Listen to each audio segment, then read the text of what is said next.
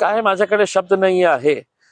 खूप धक्कादायक बातमी आली. माझ्या मुलांनी मुंबईवरून फोन केला, सकाळी झोपेत होतो आणि त्यांनी सांगितलं की अजित दादा इज नो मोर. झोपेतून उठतो आणि अशा प्रकारची बातमी ऐकतो तर मला विश्वास बसला नाही. मी म्हटलं कोणाच्या बाबतीत बोलतो? तो अजित दादा. मी म्हटलं अजित पवार? तो बोले हा अजित पवार प्लेन ऍक्सिडेंट मध्ये दुर्घटनेमध्ये त्यांचा मृत्यू झालेला आहे. कुणाला विश्वास बसणार आहे? कुणालाही विश्वास बसू शकत नाही आहे.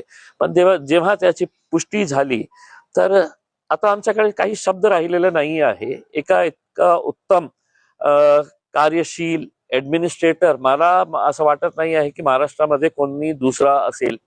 अजित पवार साहेबांचं वैशिष्ट्य म्हणजे ते खूप एबल आणि एफिशियंट ऍडमिनिस्ट्रेटर होते आणि त्यांचे कट्टर विरोधक सुद्धा हे मान्य करतील.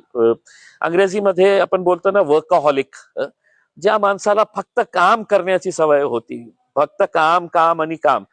सर्वांना माहित आहे अजितदादा सकाळी 6 वाजेपासून ते रात्री उशिरापर्यंत फक्त काम करत राहायचं आणि त्यांच्याकडे जे एक डिसिजन मेकिंग ॲबिलिटी, टोलवा टोलवी ते कधीही करायचं नाही. काम होणार असेल तर तुमच्या तोंडात ते सांगणार हो हा हे शक्य आहे, आणि नाही होणार असेल तर ते स्पष्टपणे हे बोलणारा माणूस होता की नाही हे काम शक्य नाही आहे, हे होणार नाही. आणि जेव्हा ते म्हटलं नाही होणार तर ते नाही होणार. तर अशा प्रकारचं एक एबल ऍडमिनिस्ट्रेटर, दुर्दैवी त्यांचा अशा प्रकारे मृत्यू होणे हे फक्त महाराष्ट्र नव्हे तर देशासाठी एक खूप धक्कादायकच बातमी आहे.